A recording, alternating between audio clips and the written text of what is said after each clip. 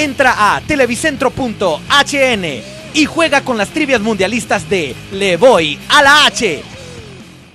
Precisamente es aquí en los principales centros asistenciales del país donde asisten estas personas que se ven afectadas producto de esta densa capa de humo que permanece aún hoy en la capital. Me acompaña la doctora Suyapa Figueroa. Doctora, ¿hay incremento de las atenciones en los hospitales del país, en este principalmente, producto de esta densa capa de humo? Muy buenas tardes. Buenas tardes, sí, definitivamente tenemos un incremento en el número de casos de pacientes que llegan con afecciones respiratorias que requieren atención en la sala de emergencia producto de la contaminación ambiental.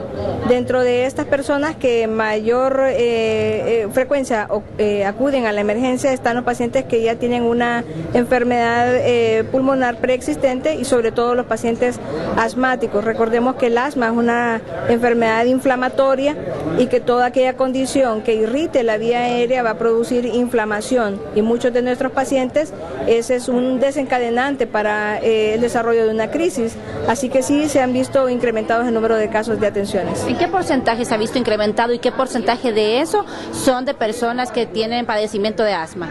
Bueno, aproximadamente un 15% de atenciones se han incrementado y de estos un 7 a 10% son personas asmáticas.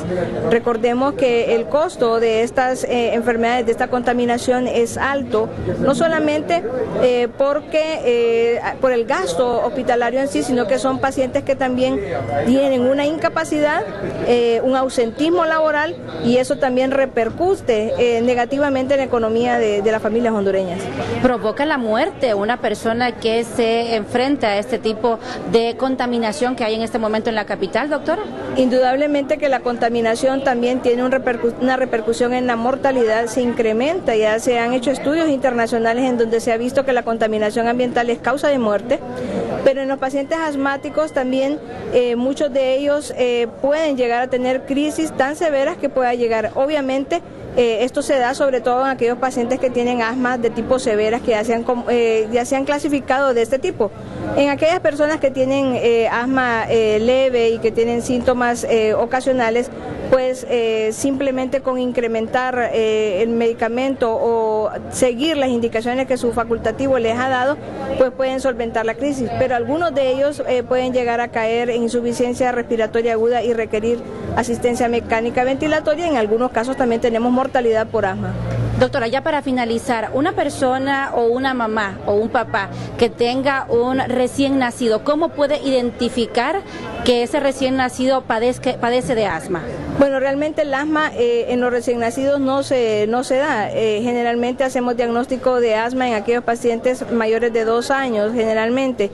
Antes de esto puede haber algunas otras condiciones que parezcan asma, pero sin ser esta enfermedad, y definitivamente tienen que llevar, si un niño tiene dificultad para respirar, tiene que ser inmediatamente evaluado por un médico que determine realmente qué condición tiene el niño y cuál es lo que le está originando su sintomatología. ¿Síntomas de alarma, doctor?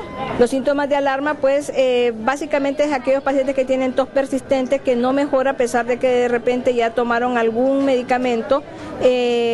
Cuando se nota que un paciente tiene dificultad respiratoria, si usted percibe silbido al respirar en su bebé o en una persona adulta, si tiene hundimiento al respirar de sus músculos, si se nota que tiene realmente una dificultad respiratoria importante, o tiene cianosis, que llamamos una coloración azul en las uñas, por ejemplo, esos son síntomas de alarma, definitivamente, que tienen que hacerle ver a la población de que estos pacientes, en caso de presentarse esta sintomatología, deben acudir inmediatamente a un centro asistencial. Muchísimas gracias a la doctora Suyapa Figueroa. Compañeros, ¿tienen alguna consulta en estudio? Si no, retorno con ustedes.